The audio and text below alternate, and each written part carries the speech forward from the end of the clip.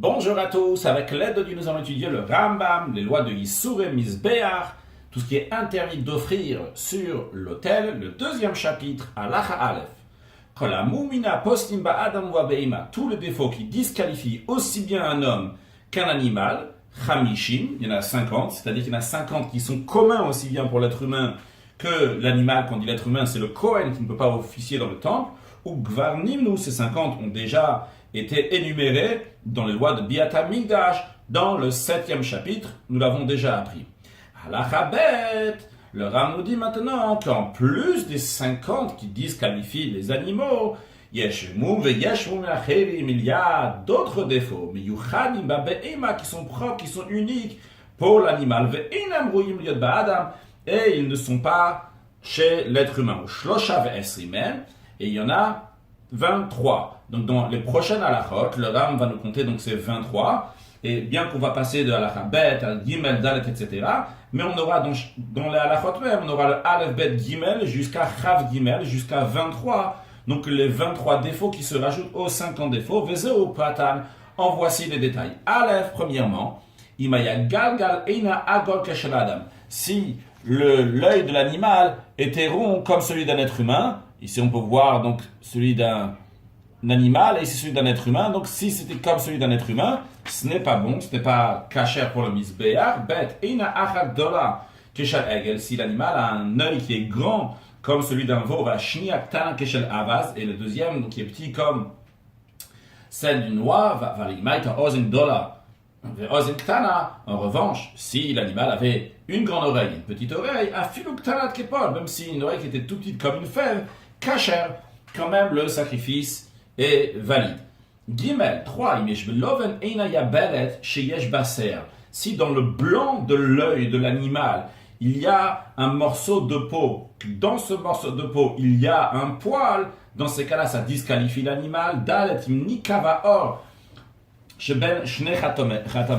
si la peau qui a entre ces deux narines s'est trouvée makom anire dans un endroit que c'est visible, donc ça fait partie des mumim shebegaloui, donc des défauts qui sont dévoilés qu'on peut voir, car un principe qu'on peut retenir dans tous les défauts que nous allons voir dans la suite, c'est que ça doit être des défauts qu'on peut les voir. Ces défauts qui ne sont pas visibles, eh bien à ce moment-là, c'est pas considéré un défaut.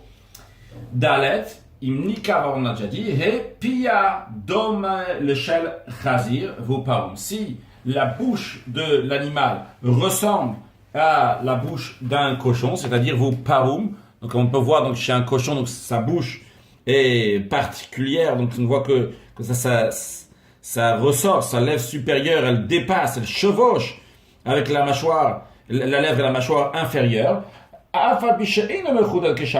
Même si elle n'est pas pointue comme une broche, comme c'est le cas chez le cochon. Alors ici, si on regarde donc de très proche, on peut voir là il y a et le cochon, mais il y a aussi donc comment un animal normal.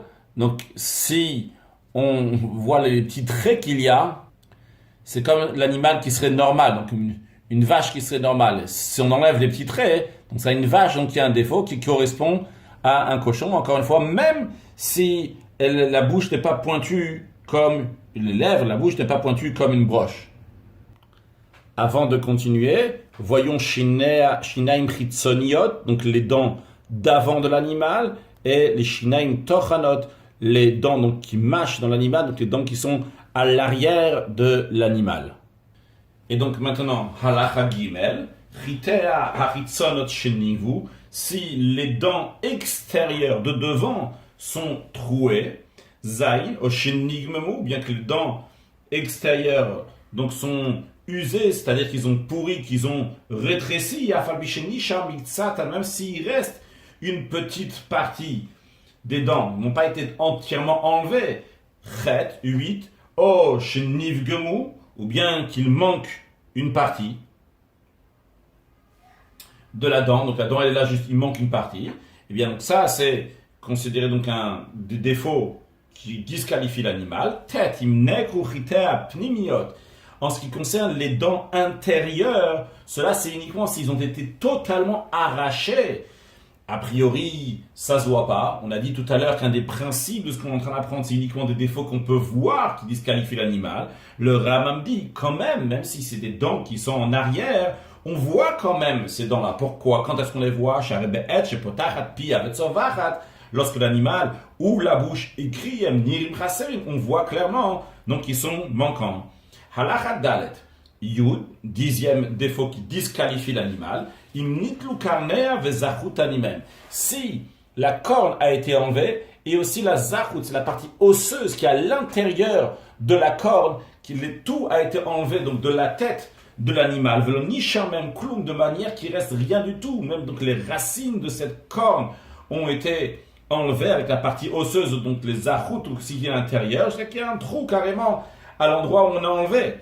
Mais si une femelle a des cornes, Kshera, elle est kasher, c'est valide. Bien que ce n'est pas l'habitude de la femelle d'avoir des cornes, et comme les commentaires disent que le Rambam fait référence à ce qui est écrit dans la Gemara, donc il s'agit donc d'une brebis qui en général n'a pas de cornes, contrairement évidemment à une vache qui a oui des cornes.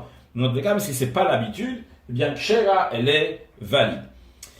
Yudalef 11, im nivgam aor shechofe et gid abehema. Si la peau qui recouvre l'organe génital de l'animal présente un manque, Yudbet, im nivgema a erva shel nekeva. Si l'organe génital de la femelle présente un manque dans sa partie visible, Yudgimel, im nivgam a zanav mina etzem.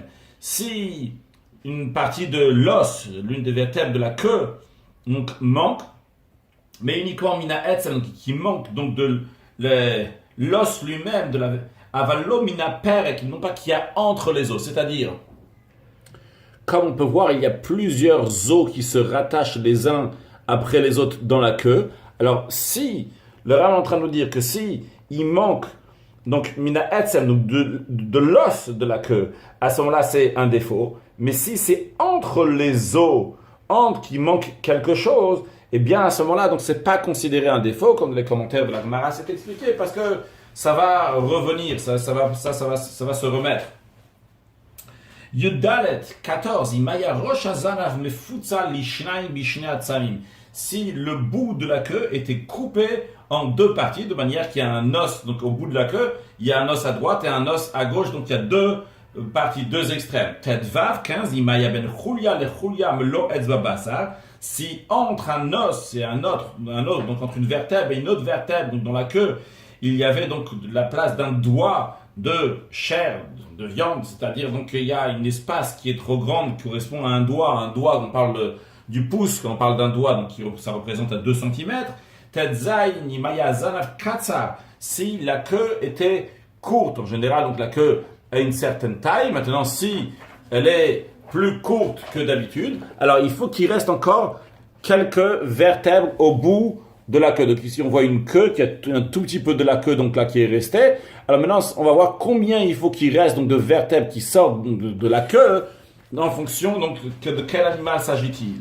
Alors va kama jusqu'à combien donc s'il va se raccourcir, ça sera considéré un défaut. Big 10, il s'agit d'un chevreau. Chulia achat, s'il a seulement une vertèbre qui lui reste dans la queue, moum c'est un défaut. Shtaim, s'il lui reste 2 vertèbres, kasher c'est valide. Ou betale, dans l'agneau, oreshte chuliot moum, s'il lui reste 2 vertèbres, c'est un défaut. Aïta shalosh, s'il y en a 3, eh bien à ce moment-là c'est kasher, c'est valide. Yudzaïn 17, znava agdi shayarach ou meduldal. Si la queue d'un chevreau était molle, elle était pendante, domeleshal chazir, elle ressemble à la queue d'un porc. Qu'on peut voir, donc celle du chevreau, donc elle est plus rigide, celle du porc, elle est molle. Alors si celle donc du chevreau ressemblait à celle du cochon, donc elle était molle, donc pendante, eh bien ça disqualifie. Yutret, im nishbar etzem azanav, si l'os donc de la queue s'est cassé, c'est un défaut car c'est quelque chose qui est visible. Mais si un os donc des côtes de l'animal a été cassé, quand même l'animal est kasher, car ce n'est pas un défaut qui est visible. Alachae yutet 19e défaut qui disqualifie l'animal, bah, en plus des 50 que nous avons déjà mentionnés, Bal Chamash Raglaim, si l'animal a 5 pieds, Chaf Imelo la Shalosh Raglaim, si l'animal a 103 pieds, Chaf Alef Imaita Achat Meragla Veyada, Pasata Agula Kashel Chamor, si l'une de ses pattes avant ou arrière a le pied rond comme celui d'un âne, donc comme on peut voir ici, donc ça c'est le pied d'un âne, contrairement à celui d'un animal, donc qui est divisé. Donc si l'animal maintenant était comme celui d'un âne, Afapichis Duka Ofusa, même si c'est divisé, mais c'est rond comme celui d'un âne, et donc ce n'est pas comme celui donc d'un animal, donc qui va comme ça en longueur, eh bien c'est disqualifié. Chavet, imaita raglo oyad klutash keshel chamor. Si l'une des pattes de l'animal, donc le rabbin dit le pied ou la main, donc ça va les pattes avant, les pattes arrière, donc était keshel chamor, comme était kluta, donc entièrement fermé keshel chamor, comme celui d'un âne. Donc vezeo kalutamu batora, et c'est celui donc qui a appelé la Torah l'appelle kalut. Je ne me rappelle pas ce que j'ai dit quand j'ai parlé de Chafalef le 21. En tout cas, je répète si j'ai mal dit le 21.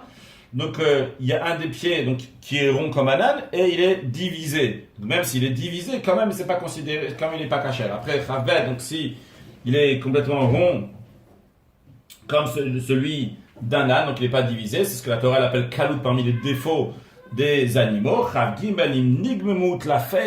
Si les sabots ont été coupés, comment ils étaient coupés? Bezachutan, avec aussi l'os qui renferme Imen, donc est aussi renforcé, enlevé avec les sabots.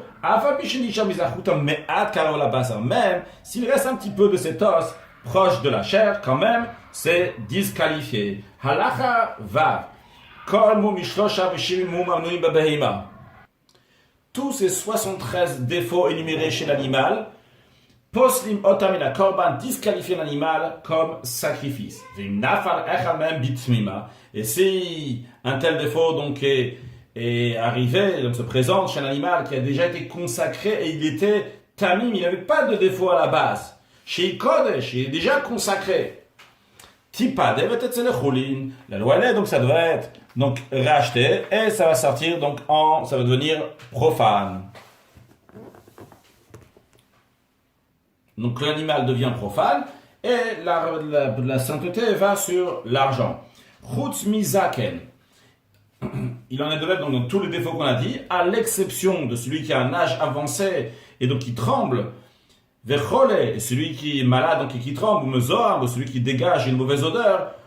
Bien que tout cela, ces trois-là, ils ne sont pas valides pour un sacrifice, mais quand même, on ne va pas les racheter et qui vont devenir profanes. Et là, on va les garder. Veroe, ils vont paître.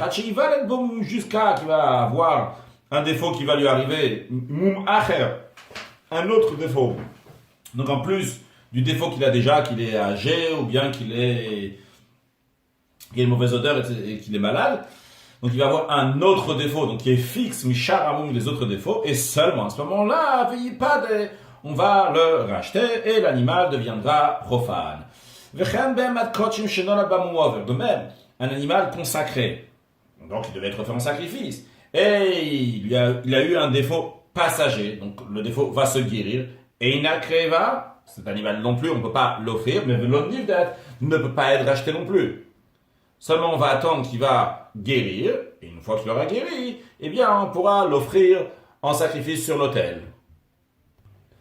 Halacha zayin, ve'arba mumin ovrim yesh bebe'ima ou ba'adam, il existe 4 défauts passagers chez l'animal et chez l'homme. Ve'eluen, les voici. Premièrement, garavlar, une éruption qui est appelée un garave humide, donc qui est humide à l'intérieur et à l'extérieur aussi. Bête de chazazit she'ina mitzip, une éruption qui n'est pas celle égyptienne. L'égyptienne, c'est ce que Hachem il a envoyé aux Égyptiens, ces ulcères-là. Ça, c'était incurable. Mais ici, on parle donc de quelque chose qui est guérissable. Gimel, maim shiyod ba'ayim venadvuim. Donc, un écoulement d'eau dans l'œil. Donc, ça veut dire que ça coule considérablement, mais ce n'est pas fixe. Ce n'est pas permanent et on en discutera plus dans la suite à la fin du Perek. Ve'einam dalet, san veirim. donc qui fait que ce qui est aveugle, quelque chose qui aveugle l'animal, mais chez Inamkou, c'est pas fixe, il n'est pas aveugle, c'est juste temporaire que maintenant il est aveugle. Ça aussi, on en discutera donc à la fin du Perek. Alacha chet. Veyesh sham arba cholai macherim, il existe encore 4 autres maladies. Que si on trouve que l'animal a une de ces maladies-là, on ne l'offre pas. Pourquoi? Non pas parce que c'est considéré un défaut, mais les fiches parce que c'est pas du meilleur. Le verset dit Mifra le meilleur de tes vœux. Quand tu amènes tes vœux, ça doit être du meilleur. Ve'el ou elle. Voici donc ces 4 défauts qui font que l'animal n'est pas du meilleur. Premièrement, un animal qui a dans le blanc de son œil un morceau de chair, mais qui n'a pas de poil à l'intérieur. Si vous vous rappelez tout à l'heure, on a appris donc que si l'animal il a dans le blanc de son œil un morceau de chair avec un poil, c'est un défaut. Ici, il s'agit donc qu'il n'y a pas de poil, donc ce n'est pas un défaut, mais ce n'est pas du meilleur. Bête, si on était coupé ses cornes, même s'il reste de la partie osseuse, il en reste un peu proche de la peau, donc ça n'a pas été coupé totalement. Si vous vous rappelez, donc tout à l'heure on a vu, si ça avait été coupé totalement avec les racines, il restait plus rien. Ici donc il reste encore quelque chose, donc c'est pas un défaut, mais c'est pas minamoufrar, c'est pas du meilleur. Gimel, donc si il manque une partie des dents intérieures, tout à l'heure on avait vu, quand ce qui concerne les dents intérieures, c'est uniquement si ces dents-là ont entièrement été enlevées que c'est considéré un défaut, parce que quand l'animal il ouvre la bouche, on voit ce défaut-là. Mais en ce qui concerne, donc s'il manque un peu de la dent, ça c'est uniquement sur les dents d'avant que c'est considéré un défaut, non pas sur les dents arrière. Le Ram nous dit ici que bien que c'est pas un défaut pour les dents arrière, mais ce n'est pas minamoufra, ce n'est pas du meilleur. De même, toujours en ce qui concerne les chitima pnimiot, en ce qui concerne les dents intérieures, si les dents intérieures ils sont usées, donc ils ont rétréci, et pourri, il reste un tout petit peu, quelque chose, juste une trace comme ça, ce n'est pas du meilleur, on n'offre pas le sacrifice, comme le Ram nous dit, que s'il y avait une de ces quatre maladies dans l'animal qui est consacré, ni on les offre à l'hôtel, d'un autre côté on ne peut pas les racheter non plus, parce qu'on peut racheter uniquement s'il y a un vrai problème sur l'animal, ça c'est pas un vrai problème, c'est pas un défaut. Alors qu'est-ce qu'on fait? La ils vont perdre jusqu'à qu'ils vont avoir un défaut qui est fixe. On va les racheter, ils vont devenir profanes. Le Ram dit que si quand même la personne les a offerts en sacrifice, bien qu'il n'aurait pas dû, le Ram dit me semble qu'ils ont été agréés, c'est considéré un bon sacrifice. De même en ce qui concerne un animal consacré avec lequel quelqu'un il a fait une faute avec l'animal, bien que cet animal-là, il a tué un être humain. Alors, s'il y avait 2 témoins, alors dans ces cas-là, les 2 témoins, on aurait amené au tribunal, et donc on aurait tué cet animal, on aurait lapidé cet animal. Mais là, il y a un seul témoin qui témoigne que l'animal, il a tué un être humain. Au Alpia Béali, mais c'est les propriétaires eux-mêmes qui sont témoins, qui viennent dire ce qui s'est passé. Et donc, on peut pas, on va pas tuer l'animal, on n'a pas été tué, mais l'animal a fait quelque chose qu'il fallait pas. L'okay va venir vers cet animal, donc ni on l'offre en sacrifice sur l'autel, non plus on va pas le racheter. On va attendre qu'il va avoir un défaut qui est fixe, qui est permanent, et à ce moment-là seulement, elle sera rachetée et elle deviendra profane.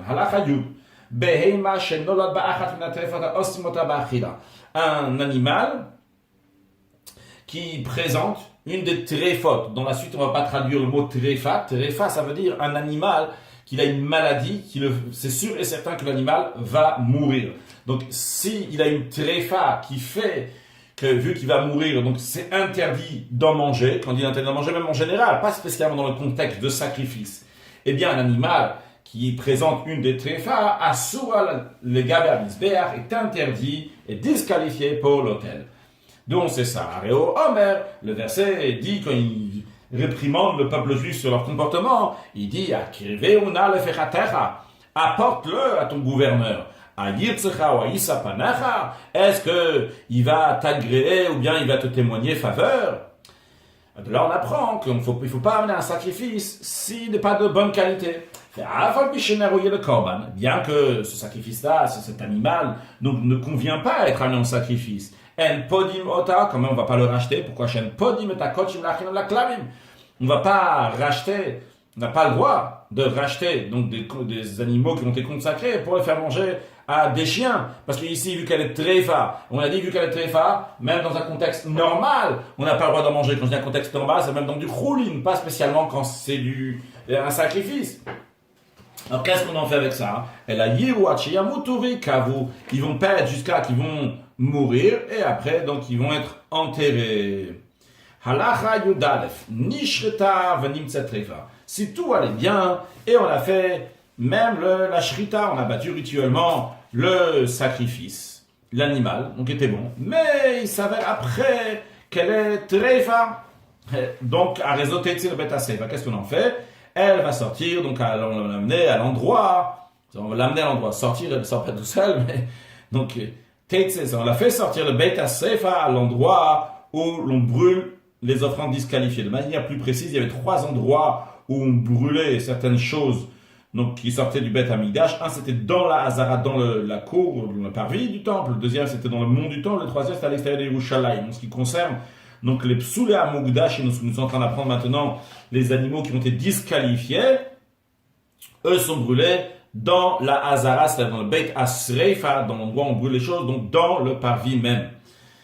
De même, s'il manque un membre intérieur, un organe intérieur de l'animal, même si ça ne rend pas l'animal terefa, et que si on avait fait la shrita dans un contexte ordinaire pour le manger en tant que profane, pour nous, non pas dans le temple, ça aurait été cachère, quand même c'est pas bon pour le sacrifice, parce que c'est un manque qui comme par exemple, donc il a seulement un rein à la place de 2 reins, chez Nita la troll, ou bien que quelqu'un lui a enlevé la rate de l'animal, Arezo Asura la misbeyar, cet animal donc, est interdit au misbeyar pour l'autel, c'est-à-dire qu'après qu'on a fait la shrita, on n'a pas le droit de prendre ses membres et de les amener sur l'autel comme il se le doit suite après avoir abattu l'animal, Vetisaref, et donc il sera brûlé comme tous les sacrifices qui sont disqualifiés. Pourquoi cet animal n'est pas bon? A priori, c'est pas un défaut. Alors Ram nous dit non pas parce qu'elle a un défaut, parce qu'un défaut qui est à l'intérieur du corps n'est pas considéré un défaut vu qu'on ne le voit pas. Elle a, selon la raison elle est, pourquoi on ne peut pas l'offrir en sacrifice? Parce que tout ce qui est manquant, un animal qui manque un membre, un organe, on n'a pas le droit de l'offrir sur l'autel. Parce que la Torah elle dit, il sera entier pour vous, c'est-à-dire que le sacrifice doit être entier. S'il manque un membre, ce n'est pas entier. Le Ram nous rajoute dans le même esprit que le cholayater, que chaser, tout organe qui est supplémentaire est considéré comme s'il y avait un organe qui est manquant, donc qui aussi disqualifie l'animal. Les filles, c'est la raison pour laquelle il si se trouve que l'animal dans son corps avait, après qu'on a fait la shrita, on trouve qu'elle avait 3 reins à la place de 2. Ou 2 rats à la place d'un rein, d'une rate. Psoula, l'animal est disqualifié. Halacha yudbet. Revenons sur ce qu'on avait dit. On avait parlé de 2 défauts qu'on a dit qu'on allait discuter dans la suite. D'eux, c'était des sanverim. Les sanverim, qui rendent, ils font que l'animal est aveugle, il ne peut pas voir. On avait dit dans la chazaïn à la fin, sanverim sheinam gvuim. Elle est aveugle, mais c'est pas permanent, ça va pas, c'est passager. Alors là, on va nous dire ici, Ezou sanverim gvuim. Qu'est-ce qui est considéré donc que l'animal il est aveugle, donc c'est fixe, qu'on est sûr. On doit faire des expériences sur l'animal pour être sûr qu'il puisse voir. Alors comment on examine ça? Est-ce que ça va guérir ou pas? Le Rav nous dit, si depuis le moment où on a découvert que l'animal ne voyait pas, sont passés 80 jours et l'animal ne voit toujours pas, eh bien l'animal donc est considéré donc il ne voit plus, mais pendant ces 80 jours-là, il faut faire des examens. Quand est-ce qu'on va examiner? On va faire 3 fois des examens pendant ces 80 jours, à partir du moment où on a découvert ça. Depuis le moment où on a réalisé que l'animal ne voyait pas, le 27e jour. Puis, on compte encore 27 jours, donc Biyom Arba Vachamishim, le jour 54. Et après, on compte encore 26 jours, ou Biyom Shmonim, et le 80e jour. Si le 27, 54 et 80e jour, l'animal ne voit toujours pas, eh bien, à ce moment-là, il y a des sanverim gvuim, il est vraiment aveugle, et donc il est disqualifié. Non, Imra, si au milieu de cette période-là, qu'on a fait les essais, les tests, on voit qu'il a vu, l'animal voit, eh bien, monim lo shmonim et pascalé, il y a en compte 80 jours à partir du jour où on réalise qu'il ne revoit plus et on refait les mêmes essais que nous avons dit. Donc, tant que ce ne sont pas passés 80 jours dans lesquels il ne voit pas, ce n'est pas considéré un défaut permanent. Halacha Yud Gimel. Dans le Ram, on revient aussi de ce qu'on a dit à la fin de Halacha Zayin. On avait parlé donc des écoulements qui sont dans l'œil, donc il est de manière permanente. Alors, bon, dans ces cas-là, c'est un défaut qui est fixe, sinon c'est provisoire. Le Ram dit d'où on sait que ces eaux qui coulent de l'œil sont fixes si l'animal ne voit pas son permanent. Eh bien, on va faire des essais, on va essayer de la faire guérir, et le Ram va nous dire qu'est-ce qu'on doit faire. Si elle a mangé de l'herbe humide depuis Rosh Chodesh Adar, le premier jour du mois de Adar, ad Chatzin Nissan, jusqu'à la moitié du mois suivant qui s'appelle Nissan. C'est-à-dire que 45 jours consécutifs, l'animal, il a mangé de l'herbe donc qui était humide. Donc quand on dit humide, donc elle était plutôt fraîche. On va dire donc des herbes frais. Et après, elle a pris une pause. Et quand ça arrive le mois de Elul, donc après le mois de Nissan, le mois de Iyar, Sivan, Tammuz, Av, pendant 4 mois, donc on n'a pas mangé. Après, quand ça arrive le mois de Elul, Rosh Chodesh Elul, donc au bout de 4 mois et demi, vu c'était à mi-Nissan jusqu'au Rosh Chodesh Elul, donc nous avons 4 mois et demi. Lorsque ça arrive le mois de Elul, elle va manger donc des herbes qui sont sèches. Donc à partir de Elul, Vachati Tishi et la moitié du mois de Tishi, donc le mois qui arrive juste après, donc pendant 45 jours. Vélodit Trapet, et si l'œil n'a toujours pas guéri, eh bien, avec Elul, Maïm Gvouim, dans ce cas-là, donc c'est ces eaux-là qui coulent, donc ils sont permanents de l'œil, et c'est incurable, ça ne guérit pas. Dans le Ram, dans la Chaïdal, va nous donner quelques détails en ce qui concerne donc, ces herbes-là que l'animal doit manger, comment et quand il doit les manger.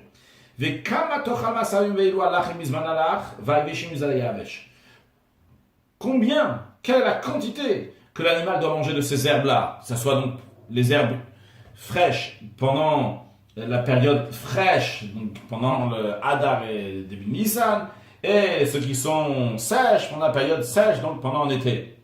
Réponse, qui grogeret oyoter, doit manger au moins la quantité du volume d'une figue sèche, ce qui correspond à 19 cm3, ou plus que ça. Quand est-ce qu'elle doit le manger? Kodem Souda Rishona Shel Kol Yom, avant le premier repas qu'elle va prendre, donc chaque jour, dans ces 3 mois, quand il dit ces 3 mois, c'est-à-dire le 1 mois et demi qui commence de Hadar jusqu'à mi-Nissan, et le 1 mois et demi qui commence de Elul jusqu'à mi-Tishi. C'est pas fini. Quand est-ce qu'elle doit les manger? Vrai avant le repas, mais après avoir bu. Encore une condition, il faut que l'animal ne soit pas attaché. Où est-ce qu'elle va être? Bassade, dans le champ, au moment où elle mange, non pas dans un jardin, dans un endroit qui est proche de la ville, mais dans le champ. Encore une chose, l'autre le vada, comment elle mange ça, elle ne soit pas seule dans le champ, elle a qu'elle a un autre animal avec elle, donc qui lui tient compagnie. Imna, c'est la kolelu. Si on a fait toutes ces conditions à l'animal, avec tous les détails, velonitra, et pourtant l'animal n'a pas guéri, arrêt, ou vada, dans ces cas-là, c'est sûr donc que c'est considéré de l'eau qui est dans les yeux, qui est un défaut permanent. Et si il manque une de toutes les conditions que nous avons mentionnées, et pourtant il y a encore de l'eau dans l'œil, arrêtez ça avec, c'est un doute, est-ce que c'est un défaut permanent ou passager? Et la crève, et dans ce cas-là, donc elle n'est pas, ni on pourra l'offrir à l'hôtel, ni on pourra la racheter pour devenir chulin, pour devenir profane. Alors, le Ram nous dit comment ça si on n'a pas fait tous les détails. Le Ram, par exemple, si elle a mangé la quantité suffisante qu'il fallait, donc des herbes fraîches, dans le mois de Hadar en entier et la mi-Nissan, jusqu'à mi-Nissan. Elle a aussi mangé la quantité qu'il fallait des herbes sèche. Mais quand est-ce qu'elle a fait? Chati Nissan ve'Iyar, dans la moitié du mois de Nissan et dans le mois de Iyar, dans les 45 jours qui vont suivre. Chez Nimsa she'achla b'shlosh chodashim elo la seda, qui se trouve, donc elle a mangé pendant 3 mois consécutifs, mais elle n'a pas fait la pause donc il fallait entre le mi-Nissan jusqu'au début Elul. Ou bien she'achla k'groget, ou bien qu'elle a mangé la quantité qu'il fallait, donc la taille, le volume d'une figue sèche. Mais quand est-ce qu'elle a mangé? Après avoir mangé après le repas, non pas comme on l'a dit, qu'il faut manger avant le repas. Au kodem shtia, ou bien elle a mangé avant de boire. On a dit avant, il faut d'abord boire et après prendre ses herbes et après manger. Ou bien qu'elle était attachée dans le champ, ou elle était attachée, ou bien qu'elle était seule, elle n'avait pas de compagnie, ou bien qu'elle était dans un jardin qui est proche de la ville et pas dans le champ, et après tout ça, donc elle n'a pas été guérie.